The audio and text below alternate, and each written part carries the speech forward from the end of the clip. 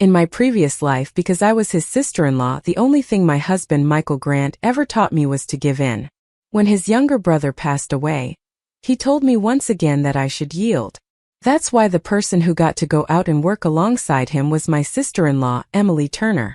When our children grew up, Michael told me I should keep being considerate and let others have their way. Because of that, Emily's family benefited greatly from their connection with him. Her 2 children easily secured government jobs, received monthly pensions of over $20 million, and enjoyed the best healthcare benefits available. But what about my own children? They could only bury their heads in farm work, their backs soaked in sweat, their futures dark and uncertain. I knew they resented me. Part of them blamed me for failing to hold on to their father's heart, while another part despised how I humbled myself before Emily's family, lowering my head and enduring humiliation just to stay on their good side. Even on my 80th birthday, they all seemed to forget I existed. Every single one of them went to celebrate Emily Turner's birthday instead. Rage and humiliation surged within me. I lunged forward and overturned the banquet table. At that exact moment, sharp pain shot through my chest and I collapsed. My eyes remained open, filled with unwillingness, fixed on the sight of everyone surrounding Emily, panicking, terrified that she might have been startled. If I could live again, I would let go right from the beginning. This time I'd give up everything, even Michael Grant, and let her have him. I had been standing outside the post office for 3 hours. The moment it opened, I rushed inside. "Hello, my name is Lillian Carter. There should be a registered letter for me. Number 2. My hands trembled uncontrollably at my sides. "Comrade Lillian Carter?" the clerk asked. My palms clenched tightly and I nodded nervously. "Yes, that's me. Here's your registered letter. Please sign to receive it." I carefully wrote my name in neat, steady letters, then hurried home. "Mom, I'm hungry." A little girl, small as a turnip, ran up to me and wrapped her arms around my leg. My expression darkened for a moment, but I still went into the kitchen and steamed 8 hot eggs for her. This month's meat ration stamps, Michael had already sent them all to the house next door to Emily Turner's family. He seemed to have completely forgotten that in this home, he still had a wife and daughter waiting to be fed. In his eyes, long ago, there was only Emily and her 2 children. I silently watched my daughter eat spoonful after spoonful of the steamed eggs at the table, then turned and went back into my room. The registered letter was from my old teacher. In my previous life, I had received the same letter, a personal invitation asking me to join the Frontier support team. The classmates who went with him all returned 3 years later to bright and promising futures. But only 10 days later, Michael would return home. 10 days after that, he told me that I was his sister-in-law and that I should understand and give way. He reminded me that years ago, his younger brother had worked himself to exhaustion to pay for Michael's education, eventually dying young from tuberculosis. That, he said, was a debt he owed to Emily's family. Michael told me I was kind and dependable, that he trusted me to take care of our home and our child alone. Emily, on the other hand, was fragile and weak, struggling to raise her children by herself. That was why he said he needed to take her with him to work far from home. At that time I was stunned and couldn't make sense of it. But after so many years of marriage, Michael Grant had slowly manipulated my mind until I became a fool who believed that my husband was the center of my world. So I clenched my teeth and endured every humiliation, raising our daughter on my own. Because of that, I gave up my chance to join the Frontier support team, the one opportunity that could have changed my life. In the beginning, Michael still sent food ration coupons and meat stamps home. But as time passed, the letters and the allowances gradually stopped coming. It wasn't until much later that I learned the truth. After Emily Turner went with Michael, he was worried she might be too polite to spend money freely. So he handed over all of his salary, his food coupons, and his neat ration stamps for her to manage. At first, Emily occasionally sent a small portion back to me. But before long, she stopped altogether, swallowing every penny without sending even a cent home. Years later, when I finally asked her about it, she just shrugged and said calmly, "Maybe it got lost in the mail." Michael Grant, upon hearing that, simply brushed it off as if it were nothing. By then he had poured all his effort into helping Emily's 2 children, making sure they got an education, stable jobs, and bright futures. My own son, however, couldn't even secure a basic civil service position. My daughter, frail and undernourished, had to drop out of school before graduation and marry early just to survive. My children lived lives of hardship and poverty, while Emily's 2 children thrived, living comfortably, retiring with generous monthly pensions worth tens of millions, and continuing to enjoy lives of luxury and prosperity. My children resented me, calling me useless. Yet, they still bowed and scraped to Emily's family, hoping to gain a little favor, clinging to a pitiful existence until the day I died. And when that day came, not a single one of them stood by my bedside to see me off. But now I am alive again. In my previous life, shortly after I received that registered letter, Michael Grant came back. The moment he arrived, he told me he wanted to take Emily Turner with him on a long-term work assignment. He said I needed to be understanding to know my place. And then he left me behind with 2 young children and elderly parents to care for, while he walked away so easily, taking another woman with him. That year, I turned down the invitation from my teacher. The opportunity that could have completely changed my life became the wound of my entire lifetime. A regret that haunted me until the day I died. I gently ran my fingers over the invitation letter in my hands, feeling a new resolve rise within me. Then, I quickly began packing my belongings. This time I wouldn't just go to join the frontier support team. I would also return all those ungrateful children to Michael Grant. He wanted to take Emily and her 2 children with him to work. He could keep dreaming. Once my packing was done, I carried my little daughter in my arms and stepped out of the house, heading straight for the place next door. The moment I entered the yard, the smell of meat hit me square in the face. Rich, savory, and impossible to ignore. A widow with no job and no income, living better than anyone else. New clothes, plenty of food. Everything, absolutely everything, was thanks to my kind-hearted husband. In my previous life, I had always believed that Michael Grant owed a debt to his younger brother.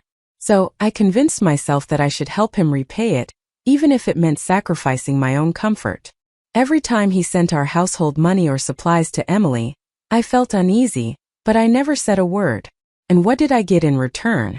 A lifetime of poverty and misery for me and my daughter, while Emily enjoyed a life of wealth and luxury at my husband's side. Holding my daughter, I walked to the end of the alley and saw Emily Turner chatting cheerfully with a few neighborhood women. She was wearing a brand new blue blouse made of synthetic fiber paired with black slacks. A shiny black bow clip adorned her hair. Anyone who didn't know better might have mistaken her for a teacher from the local school. When she saw me approaching with my child in my arms, Emily froze for a second before forcing a polite smile. In my previous life, I had felt a faint dissatisfaction toward her at first. But eventually, all that remained inside me was hatred. Hatred that clung like ivy, wrapping around Michael Grant and draining every bit of nourishment that rightfully belonged to me and my child. Perhaps Emily could sense my hostility because even though we lived right next door, we rarely spoke to each other. I looked her up and down coldly, saying nothing. The scene made the neighboring women exchange puzzled glances. "Lillian, what's wrong?" one of them finally asked. "Yeah, what's wrong, Lillian? Why are you looking at Emily like that?" another woman asked. I pressed my lips tightly together before slowly turning to face Emily Turner directly. "Michael Grant sent you the food and meat coupons again, didn't he?" The moment the words left my mouth, Emily's face changed instantly. "Lillian, please." The other women exchanged startled glances, their eyes darting between the 2 of us in confusion and disbelief. I kept my expression cold and my tone sharp. "My family hasn't had a single bite of meat in 2 months. And just now as I walked by, I could smell the rich aroma of braised pork coming from your house. Tell me, did Michael send you the coupons again?" Emily began to panic. "No, I didn't. You were going to say you borrowed it from someone, weren't you?" I cut her off with a bitter laugh. I fixed my gaze on her, my voice icy and steady. "But I know the truth. Someone saw the letters. Michael sent you not just 1 but 2 every month." The older women standing nearby exchanged uneasy looks, their faces shifting with surprise and discomfort. It was much later that I finally learned the full truth. Michael had actually continued to send money, food stamps, and meat coupons for me. But he worried that if he sent them directly to me, Emily Turner would feel too awkward to ask for help. So he decided to send everything to her, telling her to pass it along to me. But for 3 whole years she never gave me a single thing. From the very month her husband died, Michael had sent her money and ration coupons every single month without fail. And I, his legal wife, never saw a single penny. Emily never imagined that I would find out. She must have assumed that even if I did, I would swallow my pride and say nothing. Because to confront her would mean admitting that in Michael's eyes, I wasn't even her equal. Though I was his wife, she was the one he truly cherished. So when I showed up in person that day to confront her, it completely caught her off guard.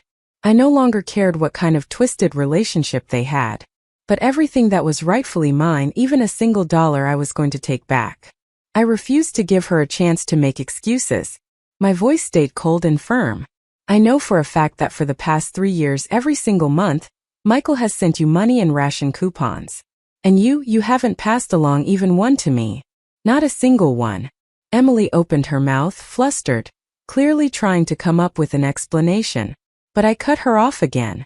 I don't care what filthy relationship you have with him, but what belongs to me, you don't get to keep even a cent of it. My tone turned as cold as ice. If you try anything, I'll go straight to the police station and report both of you for collusion and fraud. The color drained from her face, and she staggered back as if she might fall. Lillian, no please. It's not like that. I didn't. Didn't what? I sneered, stepping closer. Didn't take Michael's money and coupons, or didn't have an affair with him. My voice cut through the air like a blade. Whatever filth lies between you two, I don't want to be involved. But every last coupon and every penny, you'll bring them to me tonight. All of it. Without waiting for her response, I turned, lifted my daughter into my arms, and walked away.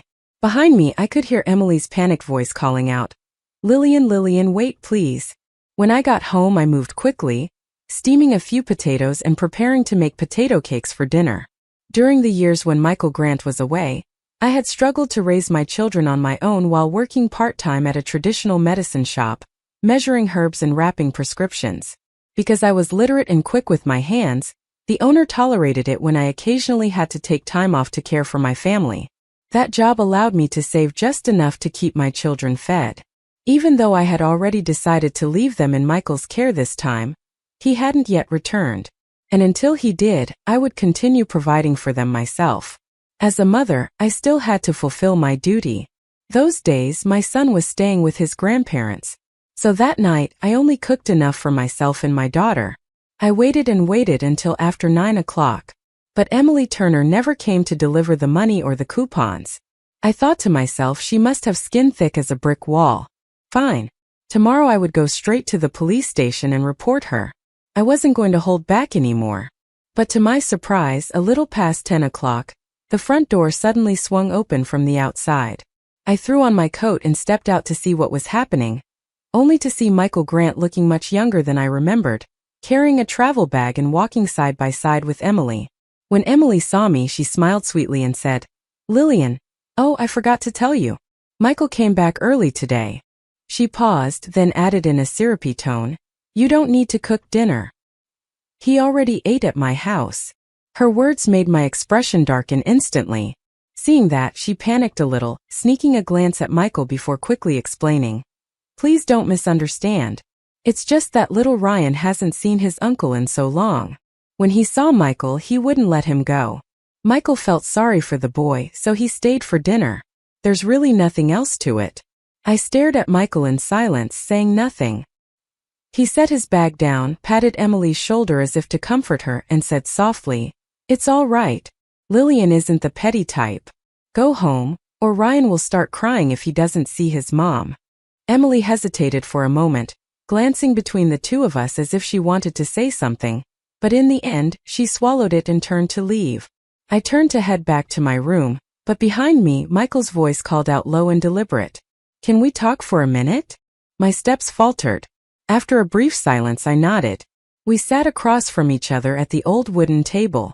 Neither of us spoke at first. I watched him sit there, quiet and expressionless for a long time. I thought he was searching for an explanation, some kind of apology for secretly sending all the money and ration coupons to Emily for so many years.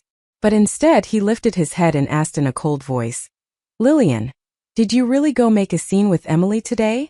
For a moment, I was stunned. I had expected guilt, remorse, something. I never imagined the first thing he'd say would be to question me. Before I could even respond, Michael's face hardened. Do you realize what kind of impression your words left on everyone today? How do you think people will look at your sister-in-law now? A bitter laugh escaped me. You mean the 3 years you left your wife and children to starve while pampering another woman, feeding her, clothing her, even raising her 2 kids, and I'm the one who isn't allowed to mention it? Michael's face twisted with anger. What do you mean another woman? She's my late brother's wife, your sister-in-law. So what? I shot back, my voice cold as steel. He clenched his fists, visibly holding back his temper as he tried to reason with me. When I was in school, my brother worked himself to death supporting me. I owe that family a debt I can never repay. I looked at him, and in that moment all I saw was a stranger, a man I had once trusted and loved, now nothing but a source of disgust. You're right. It is your debt, I said icily. But why should my children and I be the ones paying it with you? I gave a cold, humorless laugh. First, if you wanted to be their servant for life, you could have chosen not to marry me. You could have worked yourself to death for them alone. Second, if you're so determined, then divorce me now. There's still time for you and Emily to get together. I leaned forward, my voice shaking with fury. Michael Grant, don't be so selfish. His eyes widened, his face turning pale. Lillian Carter, what did you just say? Divorce me. And Emily, don't you remember? She's your sister-in-law. I laughed, but it was a laugh filled with bitterness and pain. Oh, so you do remember that I'm just the sister-in-law now. I'm not your mother, and I'm not hers either. I don't owe you or that family anything. My voice rose higher and higher, each word striking like a blade straight into his chest. So that's it, isn't it? You married me, had children with me, just so you could have someone else share your debt. You expect me and my children to spend our entire lives sacrificing ourselves for this so-called gratitude you owe them? You've already given them everything. And yet that still isn't enough. You won't even let me complain. What's next, Michael? Should I build a shrine for them and kneel to it every morning, lighting 3 sticks of incense to worship them like saints? Michael's face turned pale. His mouth opened and closed, struggling for words. Lillian, he stammered. I thought you were understanding, that you cared about the bigger picture. I never imagined you'd be this small-minded. Hearing that, I couldn't hold back anymore. I shot up from my chair, fury blazing in my eyes. Yes, I am small-minded, I shouted. You abandoned your wife and children for 3 years, threw money at another woman, and still have the nerve to say you're right. My voice was sharp as a knife. If you think what you did was justified, then fine.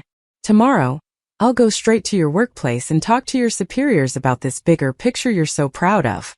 Michael's face darkened, and he jumped to his feet as well. Lillian, I just got back after 3 years away, and the first thing you want to do is fight with me? I let out a cold laugh. If you don't want to fight, then here's what you can do.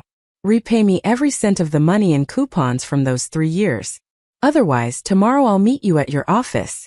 Without waiting for a response, I turned and went back to my room. I grabbed an extra quilt and pillow, tossed them into the storage room, and locked my bedroom door behind me. All I wanted was to reclaim what rightfully belonged to me. But the more I thought about it, the more absurd it all seemed. Why was it that when my own husband returned home, I, his wife, was the last to know, while Emily Turner, the woman next door, knew every detail? She even had dinner ready for him before I did. Why was it that although our houses were only a few steps apart, Michael could be home in the country for 5 or 6 hours without so much as glancing at his wife and daughter, yet spend the entire evening comfortably sitting in Emily's home? Those questions I no longer cared to ask. In my past life I had already endured that pain. I had cried every tear, suffered every wound. This time I refused to live that way again. Whatever Michael wanted, he could have it. I would live only for myself. The next morning, after packing everything neatly, I went to the pharmacy to resign from my job. The owner tried to persuade me to stay, but when I told him I was leaving town, he sighed and nodded in understanding. Just as I was about to go, he handed me a small red envelope. Lillian, he said softly, where are you going? The mountains are high and the water's deep. Take care of yourself, you hear? I had worked in that pharmacy for 3 years. The owner was a stern, quiet man. He had never shown warmth like that before. His words nearly brought me to tears. Mountains and deep waters, huh?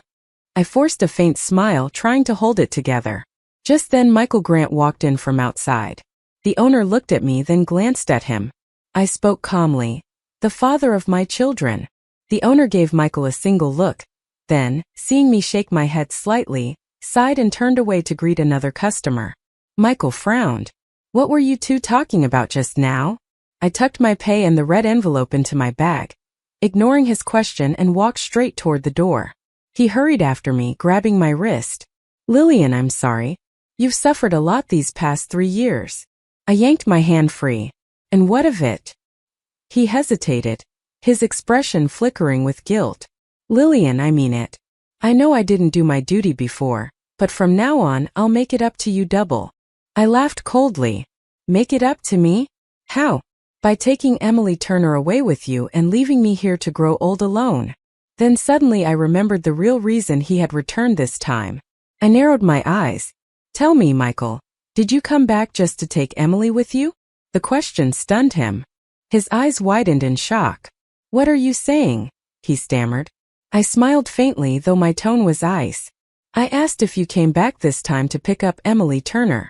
There was no longer any way for him to dodge the truth. Michael Grant lowered his head, his voice barely above a whisper. "That's not what I meant." I gave a faint, icy smile. "Oh, for a moment there, I almost thought you were shameless enough to take your own sister-in-law away and live under the same roof with her." The instant the words left my mouth, Michael's face changed completely. He jerked his head up, his eyes blazing. "Lillian, what the hell are you saying? What's gotten into you? It's only been a few years and you're talking like some street woman now." I looked at him without flinching. "So you admit it then? You really plan to take Emily Turner with you?" His brief silence was all the confirmation I needed. Finally, Michael sighed heavily. "Lillian, you know how it is. Emily's been raising her child alone. It hasn't been easy for her. My brother's gone now. She's my responsibility. You understand." When I didn't respond, he softened his tone as if coaxing a child. "Lillian, I know you've had it hard.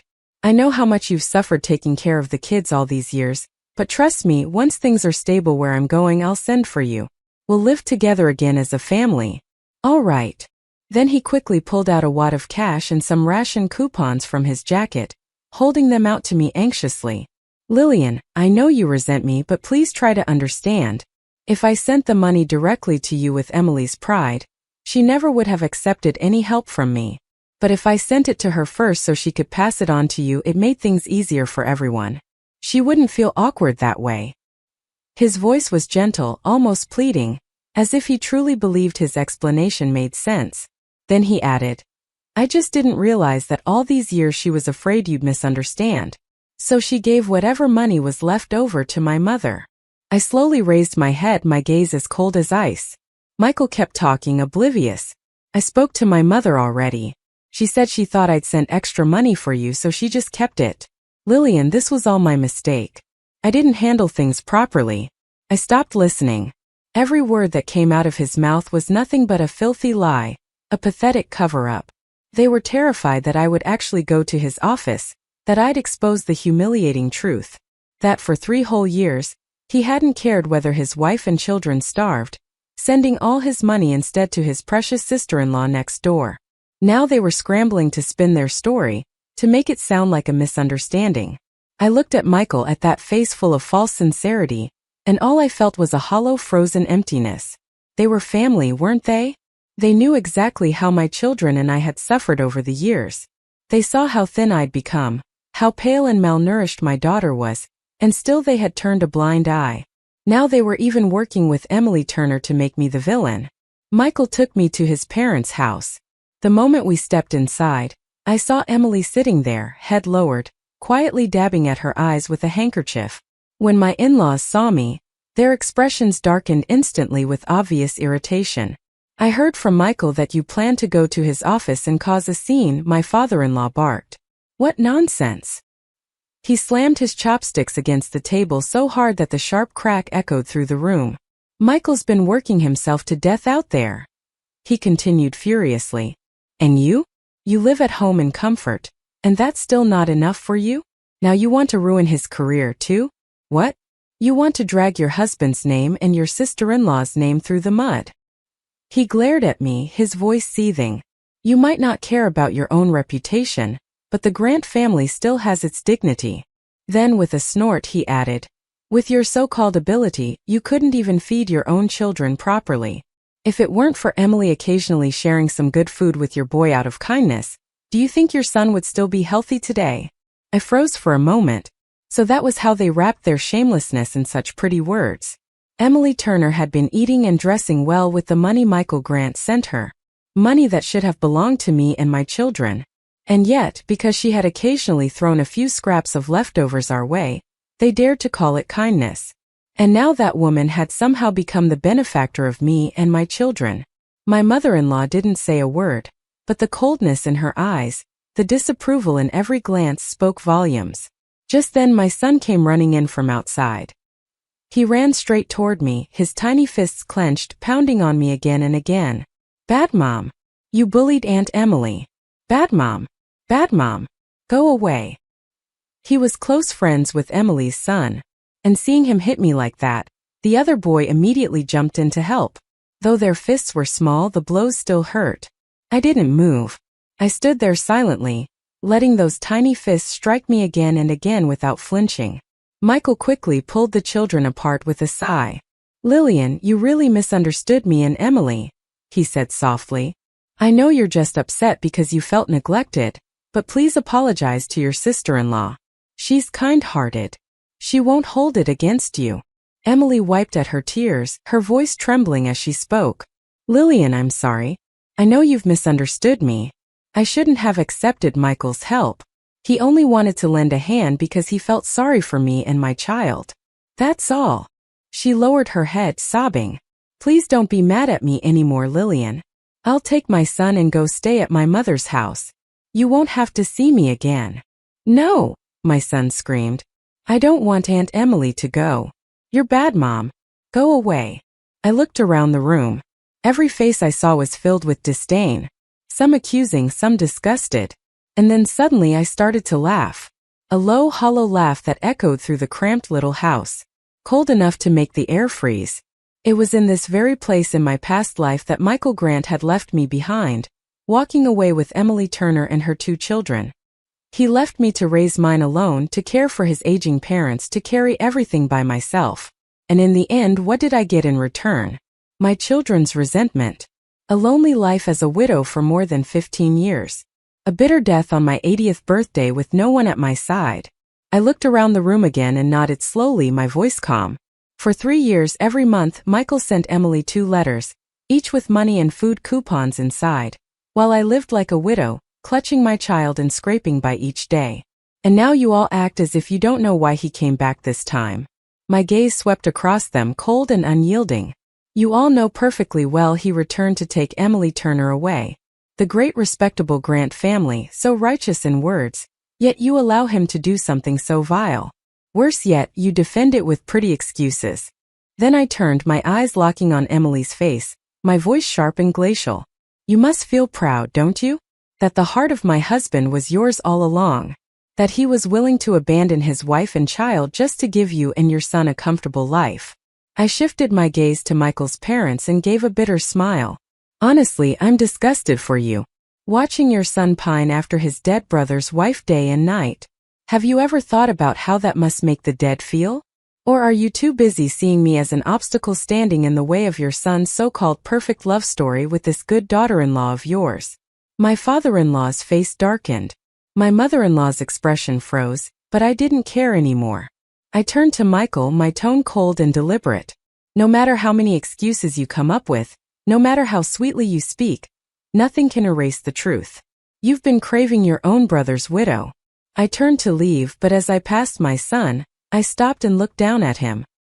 His young eyes were already full of the resentment they'd planted there.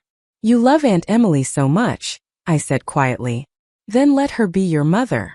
Ignoring the furious shouts of my in-laws and Michael's desperate pleas behind me, I walked straight out the door. I went home, grabbed the luggage I had already packed and didn't look back. I didn't look back. As soon as I stepped out the gate, I saw a few elderly women from the neighborhood gathered together chatting. When they noticed me walking by with my luggage, they all looked surprised. Leanne, where are you going, dear? one of them asked. I bit my lip, but tears burst forth before I could stop them, rolling down my cheeks one after another. My voice trembled. Tell me, have I really been wrong all these years? Was everything I did truly wrong? The women hurried toward me, their faces full of concern. What happened, child? What's going on? My tears fell like broken pearls, one drop after another. And no matter how hard I tried, I couldn't hold them back. Do you know? I choked out. My husband came home yesterday and I, his wife, didn't even know. But Emily Turner did. She knew long before I did. She even prepared a whole dinner waiting to welcome him home. He arrived at 6 o'clock in the evening, and I didn't see his face until nearly 10 o'clock. I wiped my tears, my voice thick with anguish.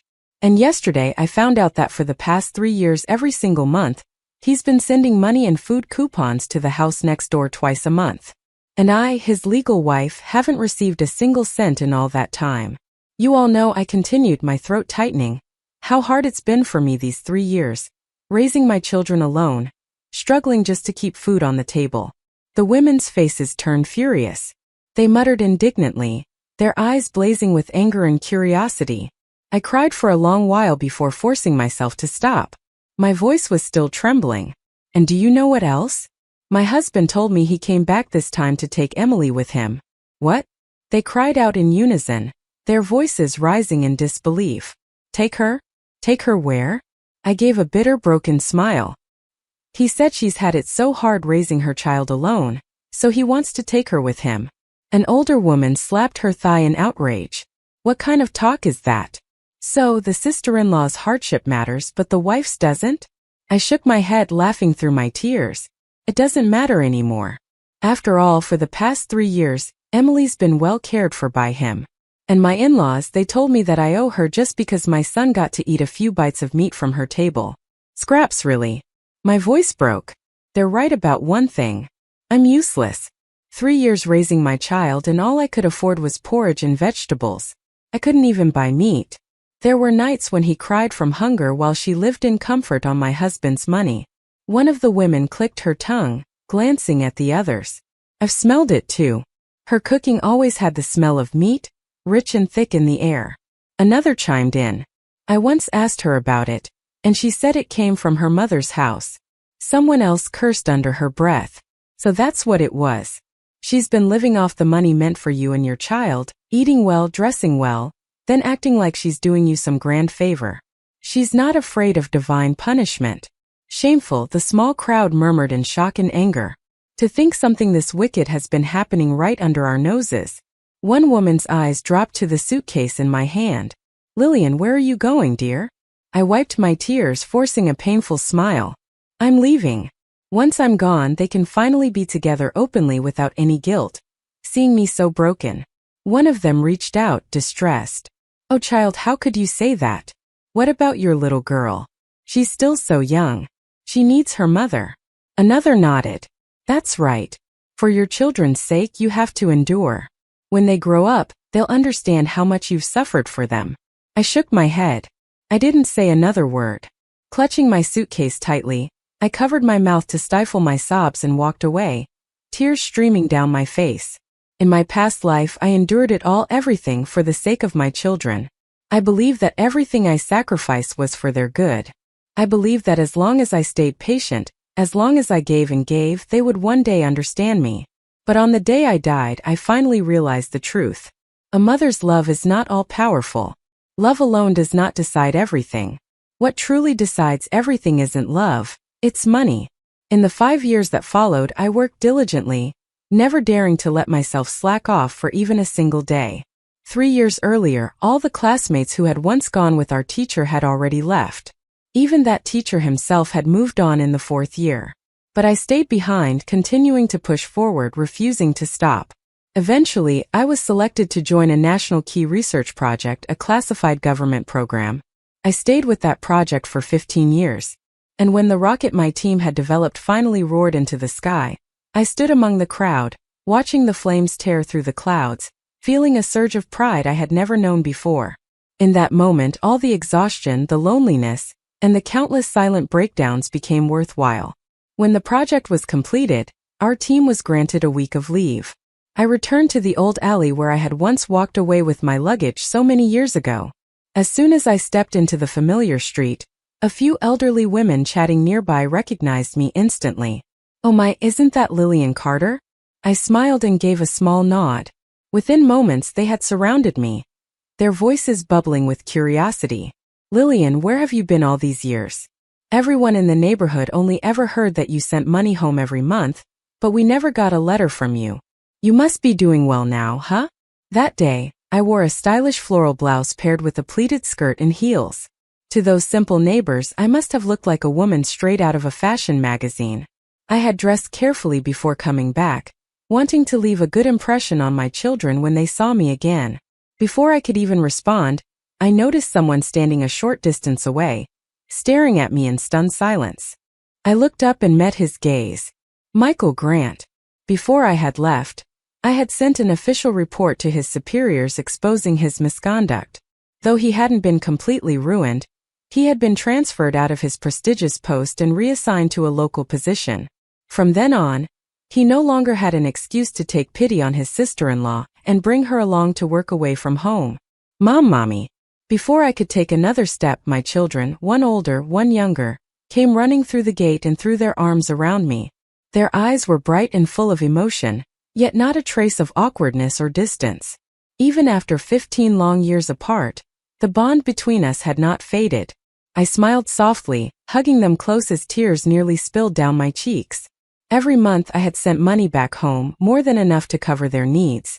In my letters, I had asked the neighbors to set aside half of it to buy meat and good food to nourish my children. The families in the neighborhood weren't wealthy, but with my financial help, they could afford to buy better food, and in return they earned a reputation for being kind and generous. Naturally, everyone was willing to help.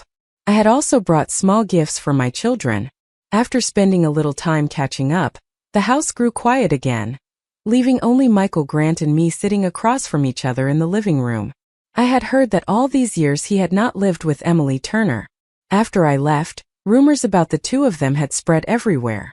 Eventually, Emily's family had taken her back home, and not long after, she remarried a widower. But her new life wasn't much better. The man resented that she had brought her 2 children with her, and that she could no longer bear any more. He often beat her, and once he even broke her leg. People said she still walked with a limp to this day. Meanwhile, Michael had stayed behind, working in the same small town, waiting for me. He had cared for his aging parents until both of them passed away last year.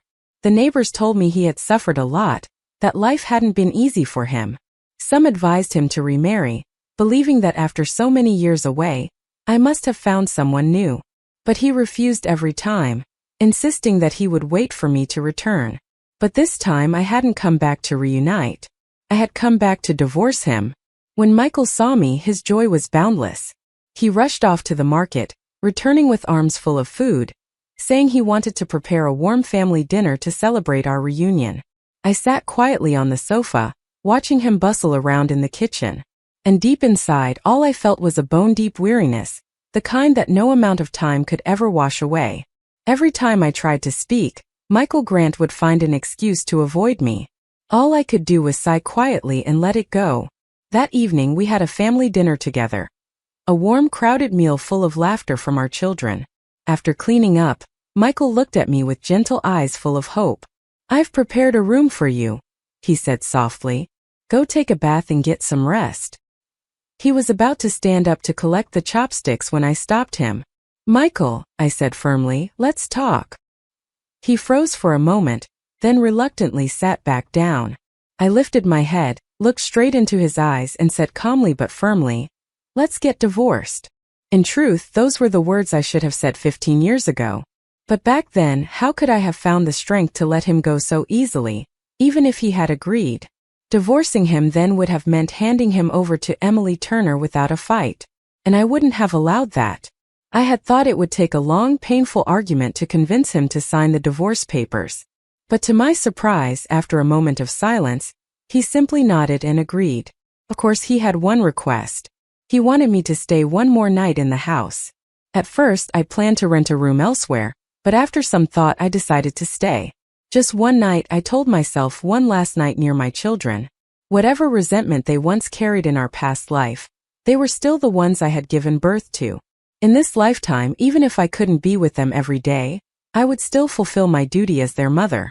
The next morning, Michael and I went together to the local office to complete the divorce paperwork.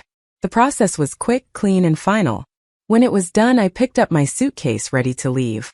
"Lillian," he called softly behind me. I turned around. There was a faint shimmer in his eyes. His voice cracked as he said, "I'm sorry." Those words, he hadn't said them until the end of my previous life. But now hearing them so soon, even if late, I still accepted them. After that day, I threw myself entirely into my work. 8 years later, I received a message from my son. He told me he was getting married and asked if I could attend the wedding. My project had just finished a major phase, so I agreed. Throughout the years, I had continued to send money home every month. When my children came of age, I bought each of them a home, a gift to bless the beginning of their new lives. On the day of the wedding, the hall was filled with laughter and light. My son stood proudly beside his young bride and introduced me to the guests.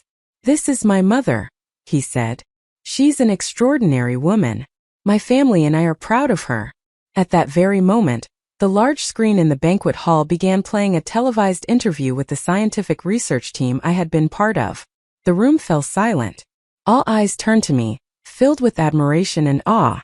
My son and daughter stood beside me, their eyes glowing with pride and emotion. I lifted my head slightly, and my gaze almost by accident met Michael Grant's across the room. He was the man who had once caused me so much pain, but now there was no trace left of the proud, confident man he had been in our previous life. Back then, he had risen high, carried by my silent support. His career had flourished. He'd been surrounded by admiration and affection, living a life of luxury and pride.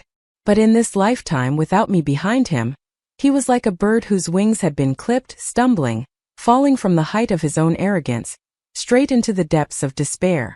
And the ones who helped pull him down weren't just me. They were his own children and even his parents. For years after our divorce, he struggled alone to raise 2 children, never finding another woman willing to stay with him. His health had always been fragile, forcing him into early retirement. By the time he left his job, he hadn't even reached the modest rank of department head. Meanwhile, my children, thanks to their own effort and the foundation I had built for them, had all graduated from prestigious universities. Their careers flourished, and their marriages were happy and stable. Though I hadn't spent much time by my children's side, in their hearts I was always the good one, the loving, steadfast mother. They blamed their father. They said, if Michael Grant hadn't betrayed me back then, their lives might have been different, and I wouldn't have had to live and die alone. Michael once tried to defend himself, insisting that he had never actually cheated. But everyone in the neighborhood knew what had happened during those years. The whispers, the stories, they had all reached my children's ears long ago. The truth of his betrayal had already taken deep root in their hearts. After both of my children married, I chose to live on my own. Even after retiring, I didn't move in with them. I wanted to enjoy my independence, the freedom I had fought so hard an entire lifetime to earn. They often asked me to come live with them, saying they wanted to take care of their mother, but I always refused. I knew their intentions were good, yes, but perhaps not entirely pure. Partly it was love, but partly it was because I still had money. When they went to school, I paid for everything. When they got married, I bought each of them a home. I spared no expense on their weddings either. But that was enough. That was where my duty as a mother ended. After that, I stopped giving them anything more. I told myself I had already done all that I could, fulfilled every responsibility that motherhood required of me. The wounds of my past life had long been laid down, but they had never truly been forgotten. We each lived our own separate, peaceful lives. That I believed was the best possible ending. As for me, my old age turned out to be far more comfortable than I had ever imagined. After dedicating my life to the National Research Institute, they arranged a place for me in a private retirement community, modern, quiet, and beautifully run. There were attentive caretakers, excellent facilities, even organized trips around the country. If I wanted to travel to see the mountains and rivers of my homeland, it was no longer a dream, but a simple choice. I had enough money and enough strength to live freely. The only thing that troubled me just a little was how often my son and daughter came to visit. Ever since I moved into the retirement home, they'd been taking turns every few weeks, bringing their families and their little ones. The halls would fill with the cheerful voices of my grandchildren calling out, "Grandma, Grandma." Their laughter echoed through the building, bringing warmth and noise to a place usually filled with quiet. Though some distance still lingered between me and my children, I felt no bitterness toward my grandchildren. When they came, I welcomed them with joy. When they didn't, I never called or complained. That weekend, both my son and daughter arrived together, their families in tow, carrying a large two-tiered birthday cake. The room came alive with singing and applause. I smiled as the children clapped their tiny hands and sang off-key, filling the air with laughter. In the middle of it all, I noticed my son's phone light up. He stepped aside to answer it, and I caught the change in his expression, the way the color drained from his face. "What's wrong?" I asked gently. He quickly ended the call and forced a smile. "Nothing, Mom. Don't worry. Make your wish." Okay. It wasn't until later that I learned the truth. That call had been from the hospital. Michael Grant had suffered a brain hemorrhage and had been rushed into emergency care. But my son hadn't wanted to ruin my birthday. He waited until the celebration was over, and until everyone had gone home before rushing to the hospital. By then it was too late. Michael had already taken his last breath. He hadn't made much money in his life, and the emergency treatment alone had drained everything he had saved from his meager pension. My son and daughter each had to contribute several thousand more to cover the hospital bills and funeral expenses. Even the cost of the memorial service added up quickly. After discussing it together, they decided to keep everything simple. No lavish display, no unnecessary ceremony. On the third day, his ashes were buried in a small cemetery outside town. My children asked if I wanted to come say goodbye. I only shook my head. In my heart, Michael Grant had died 15 years ago. On the day I walked away from that house with my suitcase in hand, for me, he had been dead a very long time. Long before his body died, Michael Grant had already ceased to exist for me. What did a corpse have to do with me anymore? The day after the funeral, my son came to see me. In his hands was a sealed envelope. "Mom," he said softly, "Dad asked us to give this to you." After he left, I sat quietly for a long time, holding the letter in my hands. I didn't open it. My fingers tightened around it, then slowly relaxed. Finally, I laughed a faint, tired laugh. When I stood up, I tossed the letter straight into the trash can without hesitation. Life is short, 100 years at best, and filled with far more hardships than peace. What we gain is always little. What we lose piles up endlessly. There's more sorrow than joy, more regret than contentment. But how we live, what we choose, what we hold on to or let go, those things are ours alone to decide.